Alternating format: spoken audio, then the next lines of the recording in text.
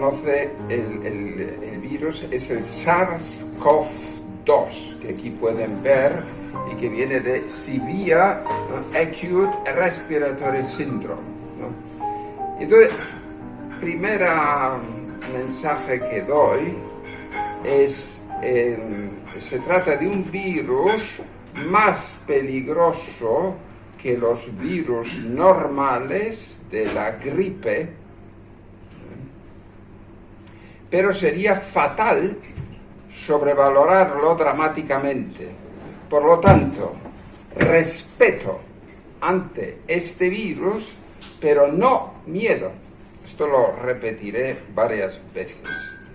Bien, vamos a ver un poquito del origen de la pandemia, ¿no? Entonces sabemos que aparece en una ciudad llamada Wuhan, en China, y entonces peligroso, no se sabía, ¿no?, al principio qué es lo que pasa, pero claramente más contagioso que los demás, ¿no? Entonces, ¿qué hay que hacer? Y China, pues un país en el que los derechos humanos apenas existen, pues hace uso del confinamiento. Es decir, el ejército chino confina totalmente algunas ciudades de China, ¿no? Y al final de la epidemia, pues se registran 83.000 infectados y 6.000 muertos. Estoy hablando ya de hace meses, ¿verdad? En un país con 1,4 mil millones de habitantes. Es decir, que el confinamiento chino pues parece ser el ejemplo para todo el mundo. Bien, entonces, pues hemos visto una serie de imágenes que francamente infundían miedo, ¿no? Y el miedo a veces pues se manipula y hace que el miedo se incremente. Y creo que el mejor modo de evitar el miedo son los conocimientos científicos fundados, ¿no? Se trata de aceptar la realidad y afrontarla con conocimientos rigurosos, ¿no? Y después, por supuesto, ¿no?, pues como hijo de Dios que no tiene miedo a nada ni a nadie, y por supuesto tampoco a la muerte, ¿o sí? Claro, ahí esto también voy a entrar un poco en este tema, ¿no? Bien, entonces durante varias semanas, incluso meses, no se podía hablar, ¿no?, apoyándose para ello en verdaderos datos científicos sobre el peligro del nuevo coronavirus, ¿no? Pero esto, gracias a Dios, pues ha cambiado, y entonces es muy importante, para empezar, distinguir entre infección y enfermedad, ¿no?,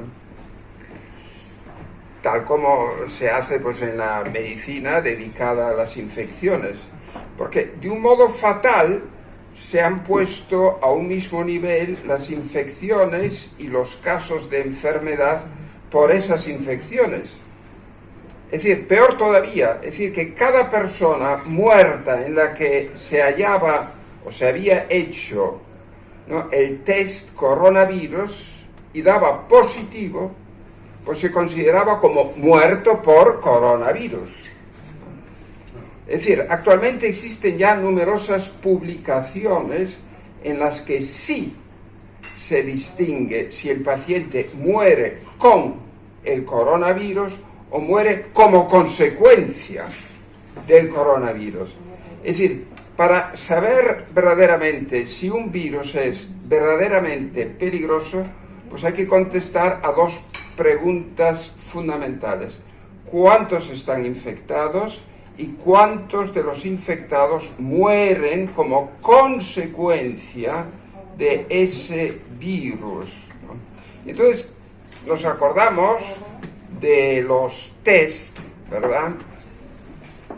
y que sobre todo que están viendo aquí, el PCR, que es la polimerasa, ¿no? La reacción en cadena de la polimerasa, y que es una prueba de diagnóstico que permite detectar un fragmento del material genético, ¿no? Ahora, dentro de un rato, en la segunda parte, les hablaré más, entraré más en el virus, ¿no? Pero, perdone, es que tengo que aportar bastante material. Bien. Bueno, pues, ¿qué ocurre con este test? ¿No? Que, por cierto, fue el primero que lo hizo, viene del laboratorio de la Charité, ¿no? Donde estuve también de profesor durante años, ¿no? De Christian Dorsten. Aquí lo tenemos, ¿no? Pero, ¿no? A mi modo de ver, pues, que es consejero de Angela Merkel en estos temas, pero yo creo que él mismo dice que es demasiado sensible este test. Es decir, que puede registrar cualquier residuo, cualquier laminilla del virus, ¿no? E incluso Drosten escribe esto, que pueden leer aquí en el... que pueden leer... primero, fíjense, esto lo tomo de un tuit de él, ¿no? De hace ya, de finales de abril, esto también hay que decirlo, ¿eh? Y él dice lo siguiente: primero positivo, después negativo, después positivo, de tal modo que la casualidad juega un papel importante. Si se han diagnosticado en un paciente 2 veces negativo y se da de alta, puede ser que en casa el resultado sea positivo, y esto no es una reinfección. Es decir, yo no me aclaro con esto, para nada, para nada, para nada. O sea, y esto también ha dado, pues, y esto lo dice Christian Dorsten, lo he sacado de un tuit de él, ¿eh? Es decir, que, claro, una persona que es de las que más saben, ¿no?, de virología, ¿no? Una cosa es virología, otra cosa es la epidemiología, ¿eh? También hay que distinguir bien, ¿no? Bueno, pues, claro, y está haciendo estas afirmaciones, dice que tiene lugar, es decir, no al final de la enfermedad, sino en medio de la enfermedad.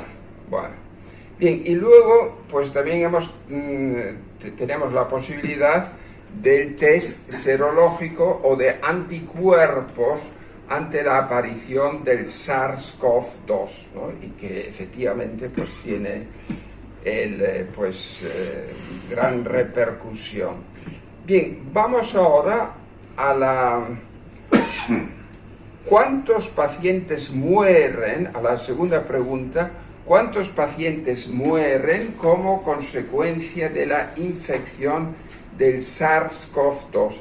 Entonces, a mí, pues, me llamó siempre la atención esta persona que les enseño aquí, que es catedrático de medicina forense en Hamburgo, ¿no? Y él dice categóricamente esto, dice: el 100%, esto lo decía a finales de abril, ¿no?, mediados de mayo, le decían incluso: no, cuidado, no haga usted la obducción de personas contagiadas que tienen el virus.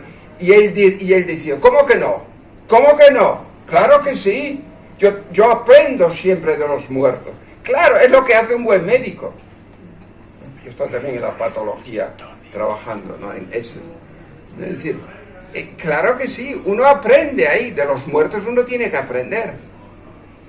Es así.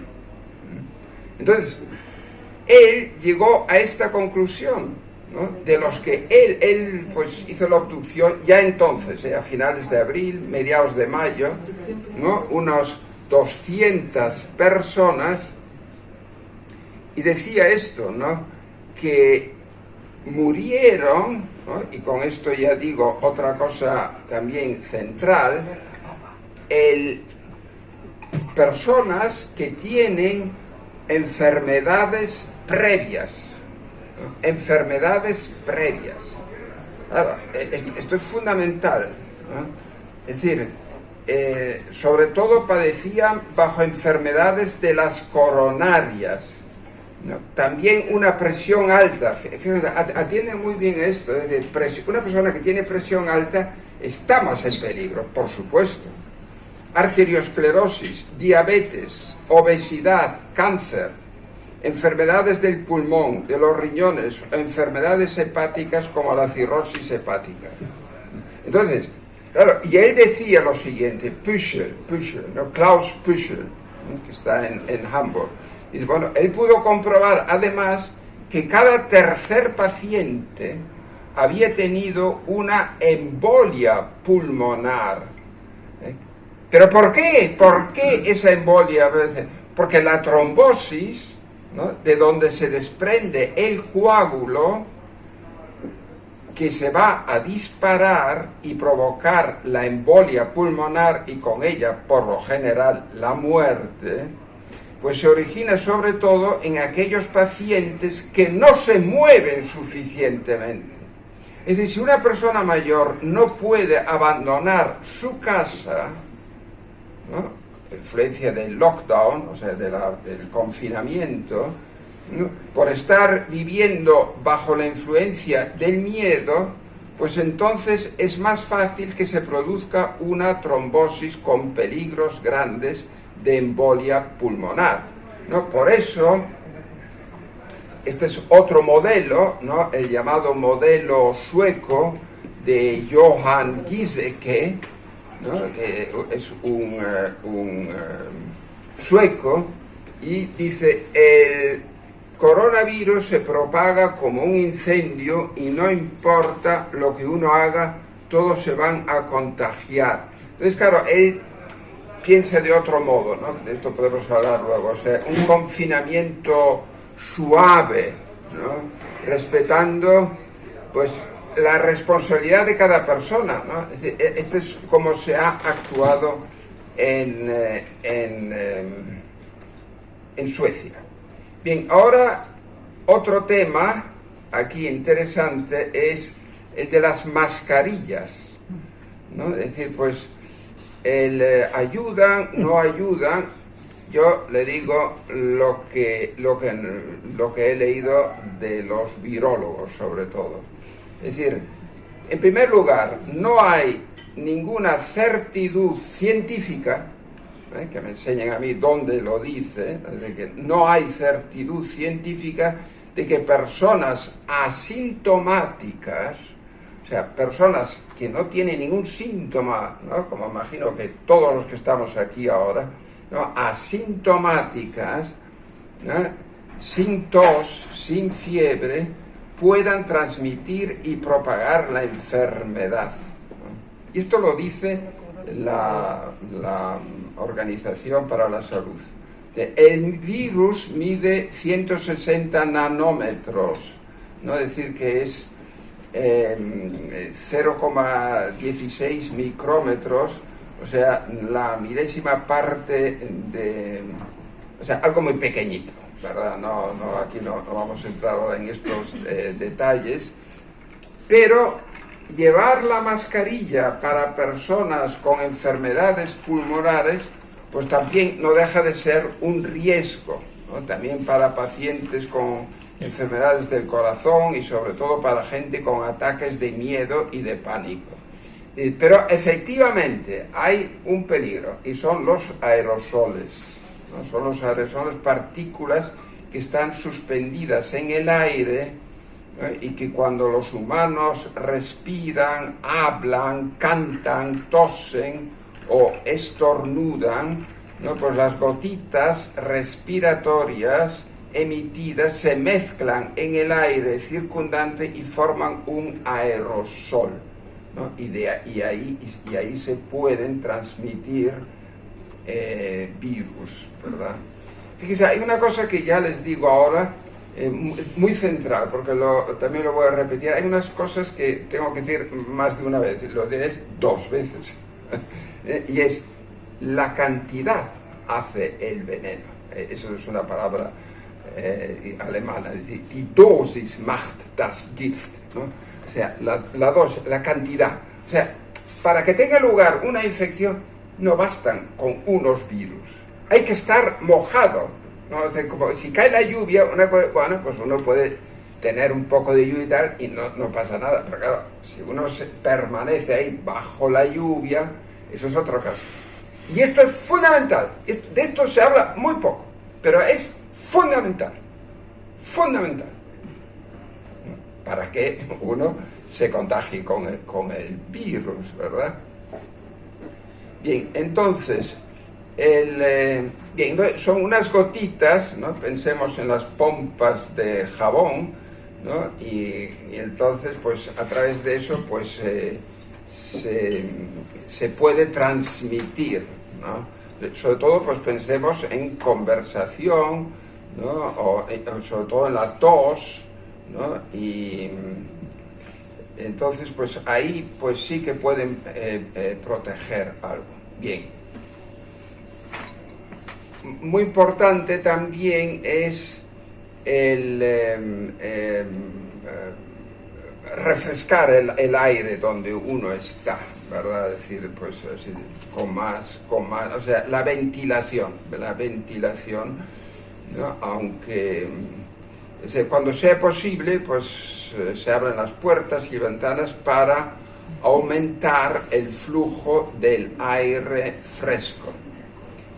Bien, y luego finalmente reducir la cantidad de tiempo que pasas en áreas poco ventiladas y abarrotadas, pues esto también es una buena manera de reducir el riesgo de exposición en el aire. Bien, vamos ahora, bueno, aquí vemos pues esto, y aquí vemos en esta diapositiva también la diferencia entre el resfriado, la rinitis alérgica y el COVID, ¿no? Es decir, pues bastante fáciles de identificar, ¿no? Sin que tenga yo ahora que explicar mucho. Bien, vamos ahora al SARS-CoV-2, ¿no? que es el último de los 7 tipos de coronavirus descubiertos hasta la fecha. Es decir, estos patógenos pues están dentro de la familia Coronaviridae, ¿no? Y su nombre deriva del latín corona, ¿no? En apelación a la característica morfológica que tienen estos patógenos vistos cuando se ven bajo el microscopio. Ahí lo pueden ver, ¿verdad? Que parece como una corona solar, ¿no? Bueno, y el origen de la palabra COVID-19, pues proviene de CO, en alusión a la forma de corona solar del virus, V, que corresponde a la palabra virus, ¿no? Y D hace referencia a la enfermedad en inglés, disease, ¿no? En inglés, disease. Y finalmente se le puso el número 19 por el año en que se detectó en los seres humanos. Bien, entonces, como todo coronavirus, ¿no? Está compuesto por un núcleo de ARN. Cuidado, esto es muy importante. O sea, no es desoxirribonucleín ácido, sino es... Perdón, las palabras científicas no me salen en castellano. Es decir, desoxirribonucleinsäure, el ácido no es el ARN, ¿verdad? Es el ARN. Ribonucleico. Exactamente, ácido ribonucleico. Bien, entonces, aquí ven, yo creo que está bastante claro en esta diapositiva, es decir, se permite al virus penetrar en las células si tiene, en esas spikes, se dice spikes, que son como unos pinchos, ¿no? Pinchos, y al final tiene una proteína que se llama S, muy importante, ¿no? Bueno, pues ese penetra en nuestro organismo generalmente a través de las gotitas en suspensión que aspiramos por la nariz o por la boca o a través de los ojos, y una vez que el virus llega a la célula del huésped, ¿no? Pues entonces penetra en sus células a través de una proteína llamada ACE2, o sea, AC2, ¿no? De la célula humana. Ahora, se lo explico aquí quizá un poquito mejor. Aquí lo ven, ¿verdad? Aquí ven, que además me parece una diapositiva muy fácil de comprender, ¿no? Ven la S y que tiene la forma, esto lo ha hecho el que la ha hecho la diapositiva, de llave. La llave, la cerradura, abre la cerradura del ACE2 para poder entrar. Esto métenselo ahora muy dentro aquí, porque si se lo meten aquí entenderán ahora dentro de un ratito mucho mejor lo que es la vacuna, ¿no? Entonces, claro, que le sirve de apertura de la cerradura celular. Entonces, claro, una vez dentro de la célula, ¿no? Aquí tenemos otra vez eso que les acabo de enseñar, ¿no? El virus empieza a replicar su material genético, ¿no? Ahora empieza a multiplicarse, va a manipular, va a influir. Primero se infiltra, luego manipula y luego prolifera. ¿Me entienden? Es decir, una vez infectada, pues se pone al servicio completo del patógeno, la célula humana, ¿no? La célula humana, que claro, es decir, que el virus deposita su ARN en el citoplasma de la célula y allí toma contacto con los ribosomas, que son los centros celulares de traducción, ¿no? Que lo codifica, ¿no? Del material genético, y en los que se sintetizan las proteínas. Y de manera normal en los ribosomas se lee el ARN y se transforma pues en otros virus, ¿no? Entonces lo pueden ver aquí ahora con esta nueva diapositiva. Es decir, que cuando el material genético vírico ya se ha multiplicado, la célula humana también produce las proteínas que complementarán la estructura vírica hasta completar la formación, los nuevos virus. Bueno, y se multiplica hasta 100.000 réplicas, ¿verdad? Y ahora tengo aquí dos diapositivas a las que no voy a entrar, ¿no? Y ya voy rápidamente. O sea, antes... o sea, espero que quede claro, o sea, de que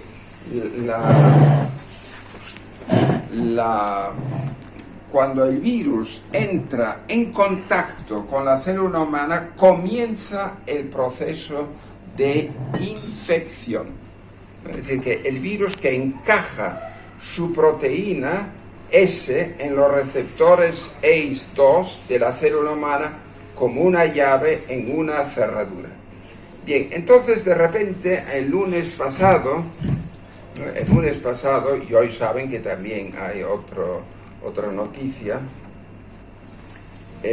pues nos hablaron este matrimonio, ¿no? Ugur Şahin y Özlem Türeci, ¿no? Los dos de Turquía.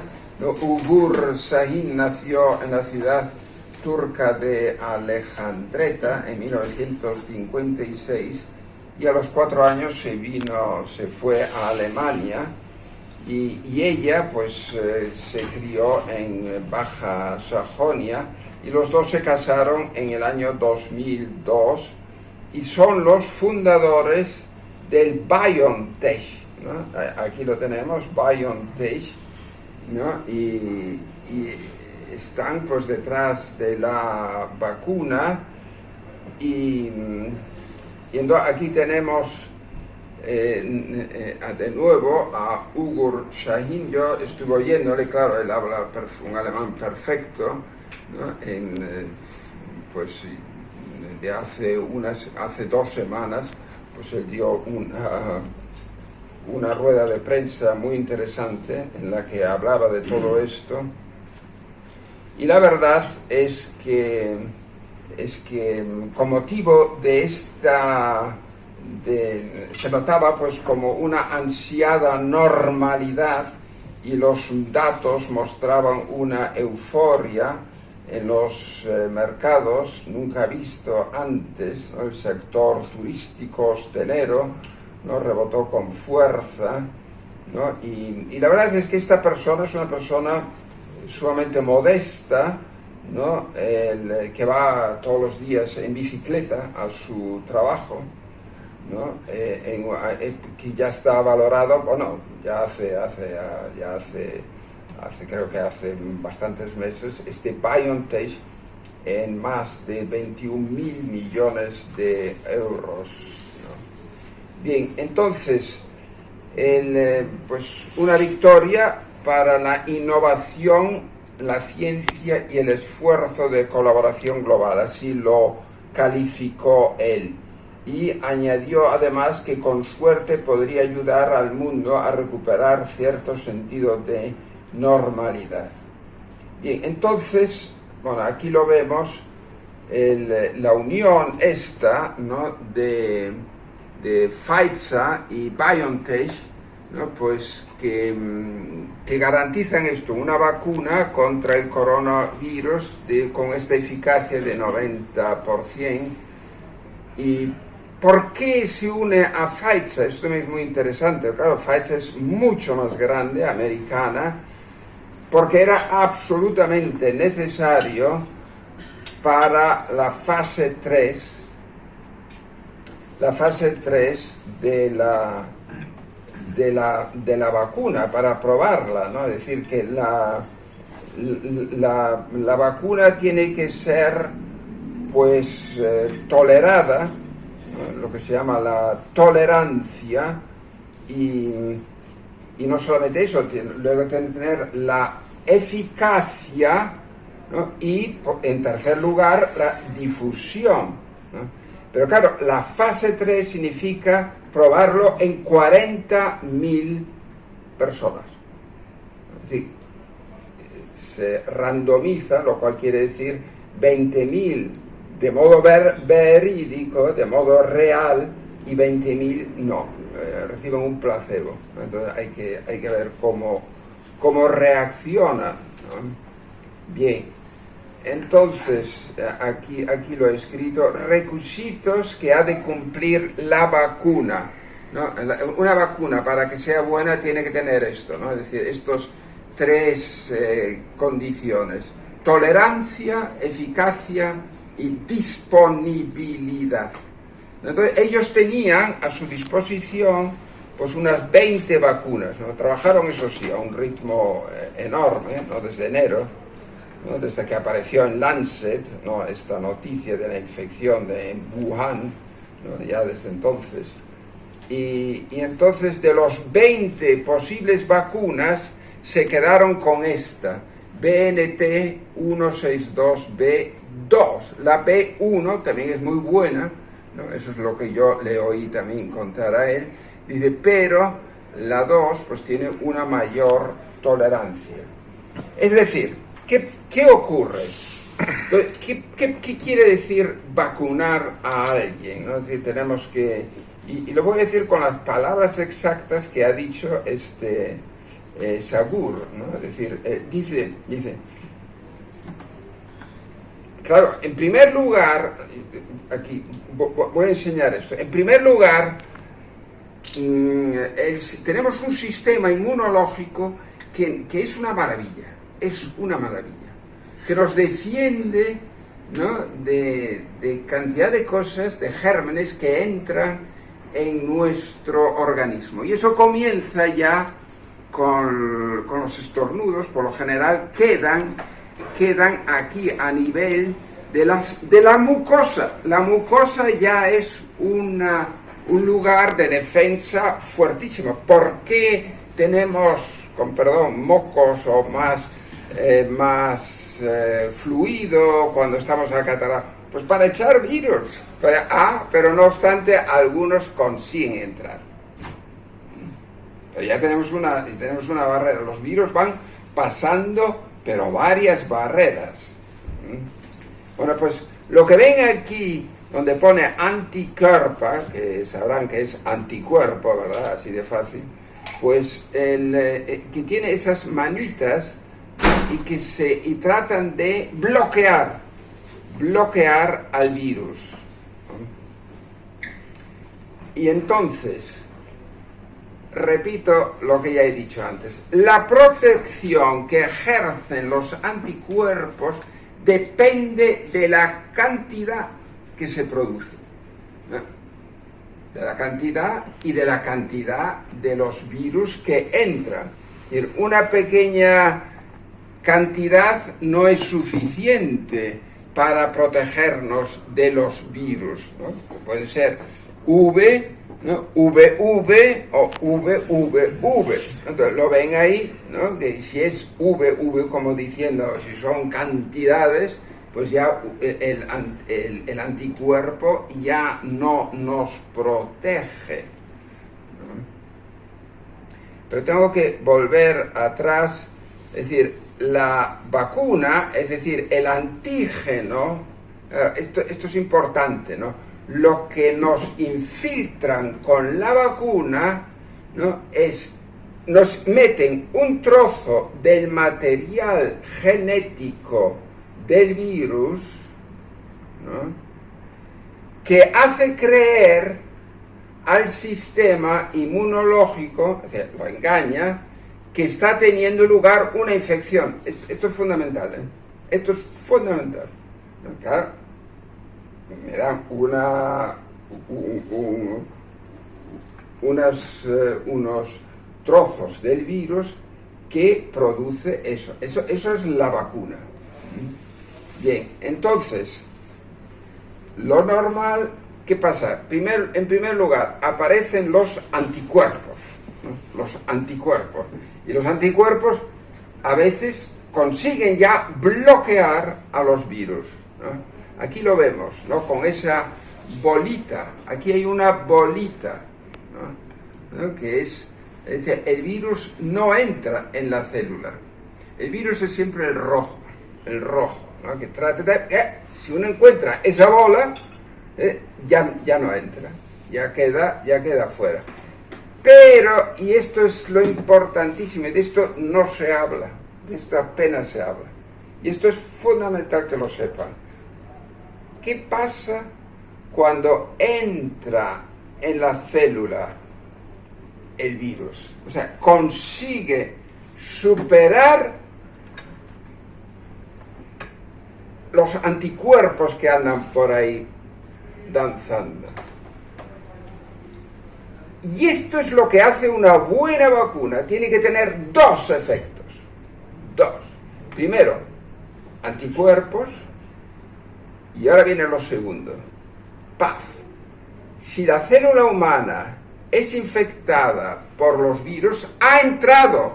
Lo ven aquí. Yo creo que no tengo aquí que decirlo más. No sé. Ha entrado. El virus ha entrado. Los rojos. Ven cómo han entrado. Entonces, claro, entonces intervienen las células T, ¿no? Que son ese caballero con esa armadura que viene de los linfocitos. ¿Y qué es lo que hace el linfocito? Destruye la célula infectada, la aniquila. ¿Se dan cuenta? Una buena vacuna tiene estas dos propiedades. Esto es lo que caracteriza a una vacuna. Si no, una vacuna no tiene estas dos, pues porque claro, ¿qué es lo que hace aquí con esto? Pues atenuar la enfermedad. Aquí se lo voy a enseñar ahora con otro dibujito para que vean que die Abwehr quiere decir la resistencia de las células inmunes. Entonces ven los linfocitos, ¿no?, que actúan sobre esta célula en la que han entrado, la que ya han entrado los virus. ¿Se dan cuenta? Primero y segundo. La vacuna tiene que defendernos de ambos, ¿no? De ambos, ¿no? Bien, luego, otra cosa importante a saber es que la vacuna actualmente, pues, se considera como que tiene que estar a menos 80 grados, ¿no? A menos 80 grados. Entonces, claro, el problema es lo que venía hoy en El Mundo, en la revista El Mundo. Me dicen, ahora ha aparecido ya otra empresa llamada Moderna en Massachusetts, ¿no? Hoy, la noticia de hoy, ¿no? Y que consigue, pues, que los virus, pues, se almacenen no bajo tantos grados, sino, pues, mucho menos y tal, mucho más fácil y tal. Bueno, empiezan ya los líos, ¿no? Entonces, era muy interesante, pues, también oír al señor Shugun, ¿no? Pues, cómo consiguieron esto, ¿no? Es decir, el hacerlo en tan poco tiempo, ¿no? Es decir, con la Agencia de Medicamentos Europea, ¿no? Estudió todo con detalle y rigurosamente, pero en un así llamado procedimiento rápido, ¿no? Rápido, rolling review, ¿no? Es decir, durante la ejecución de las pruebas, ¿no? Y entonces a mí lo que se puede decir también es como una persona que va al aeropuerto, ¿no? Una persona que va al aeropuerto y por lo general pues tiene que esperar, pues, las colas, ¿verdad? ¿No? Y entonces, pero imaginemos una persona a la que controlan todo, pero no tiene que esperar estas cosas, entonces va todo más rápido, ¿no? Así se entiende mucho mejor todo esto. Bien, entonces yo ahora algunos pensamientos sobre sobre los riesgos objetivos y los riesgos subjetivos, ¿no? Esto me parece muy importante, ¿no? Porque estamos digamos, este virus nos ha hecho ver que somos muy vulnerables, ¿no?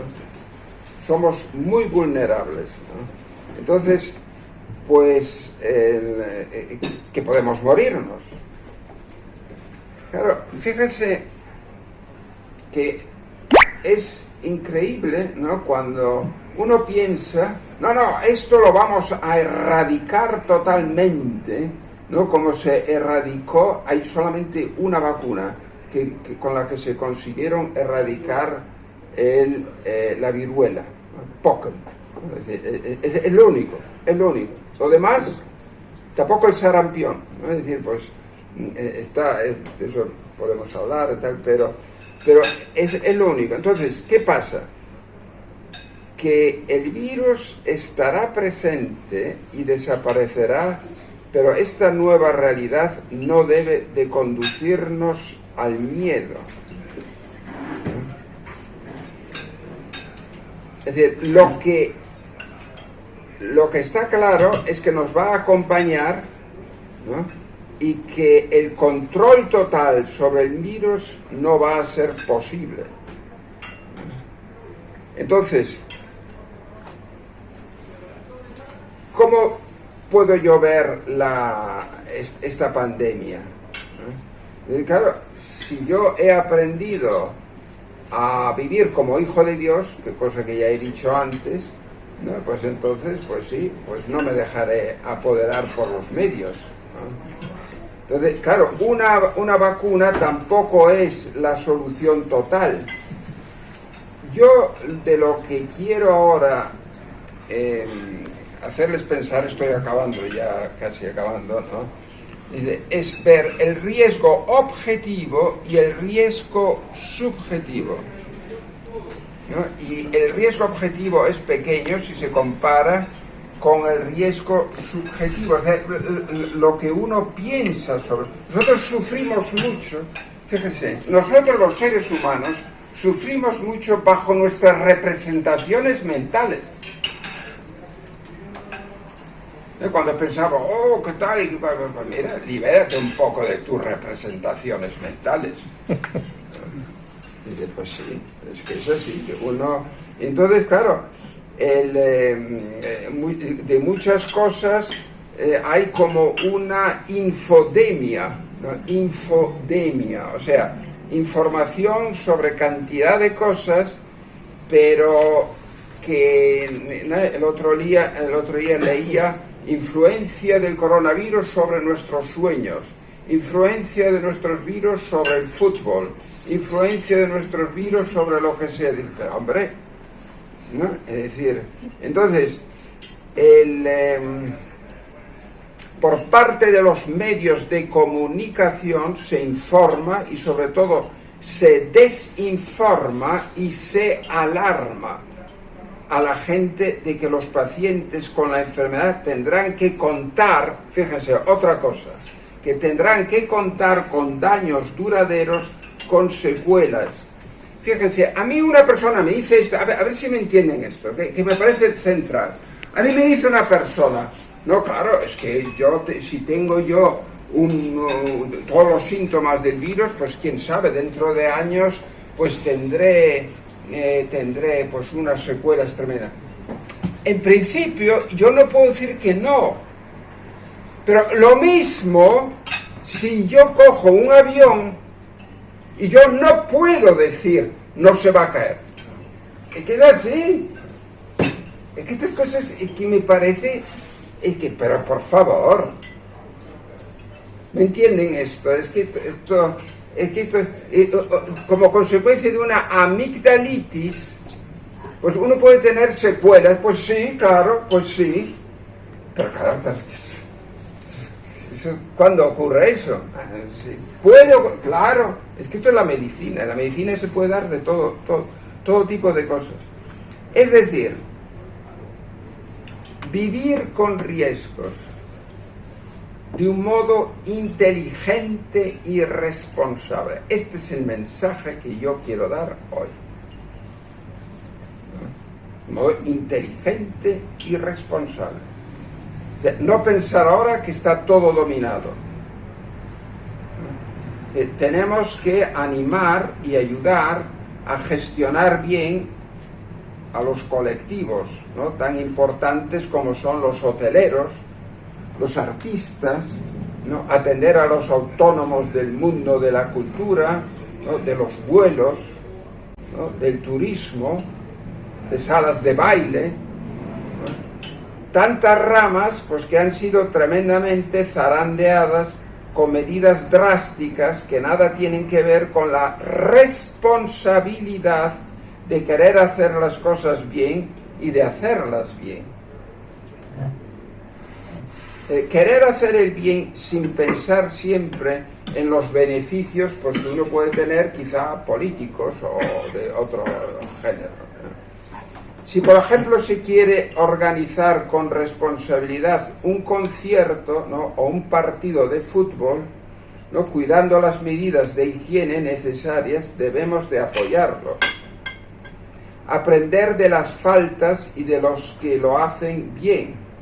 Es decir, no decir, mira, pues esta comunidad que mal lo hace y tal, ayúdales.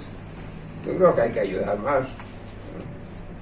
No, claro, y no ponerse ahí, uno pues ve cosas que le ponen a uno triste, ¿no? Cuando uno piensa que nada, bueno, bien. Entonces, claro, o sea, fíjense, no causar tantas prohibiciones, sino más bien obligaciones, responsabilidades de cada uno. Claro, ¿no? Por eso aquí gestionar bien los problemas, ¿no? ¿no? Entonces, sería un pensamiento desquiciado que lo bueno, o sea, pensar, ¿no?, que lo bueno para la economía es malo para la salud. Esto es desquiciado, pero totalmente, totalmente. Eso no tiene por qué ser así. Es un disparate. La dignidad exige tomar medidas eficaces, pero no dracónicas.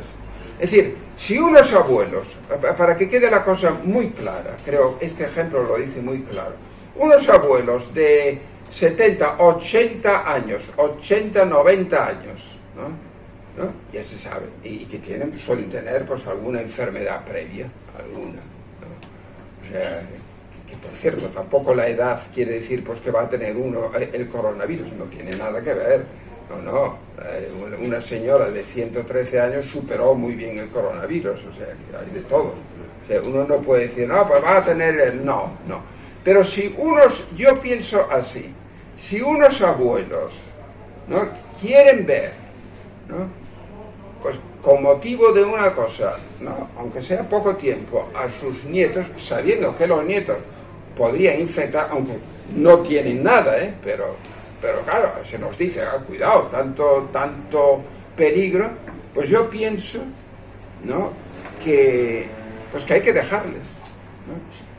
Claro, fíjense que esto me parece muy importante, ¿no? Es decir, la vida está llena de riesgos, ¿no? Es que es así. Vamos a ver, en el año 2017, 2018, exactamente, 2017, 2018, ¿sabían ustedes que murieron en Alemania 25.000 personas con motivo de la gripe? En España, lo leí en El Mundo, en el archivo, 20.000. Y estaban los hospitales bloqueados, estaban llenos. ¿Y de qué? De la virus, de la gripe. ¿Y alguien llamó la atención? No, nadie. Por eso cierro aquí esta intervención. Digo, hemos cultivado la creencia de que la especie humana es una historia de éxito, ¿no? Y pensábamos que podíamos superar el envejecimiento y estar cerca de la inmortalidad, ¿no?, el transhumanismo, por ejemplo. Y en este contexto aparece un virus que desbarata nuestros pensamientos llenos de hubris, esta palabra griega que me encanta, ¿no?, porque lo dice claro, de orgullo total. Hemos observado que somos muy limitados, ¿no?, y muy débiles, y sobre todo muy vulnerables. Cuando optamos por superar esos límites, nos vemos obligados a recordar nuestra condición de mortales. Repito, la pandemia pone en evidencia nuestra vulnerabilidad. Y finalizo mis reflexiones con las palabras de la gran filósofa Hannah Arendt, que no se cansaba de repetir: stop and think, para y piensa, En este tiempo de tanto ajetreo y de en ocasiones falta de saber gestionar debidamente los numerosos problemas del día a día. Pues muchas gracias por la atención.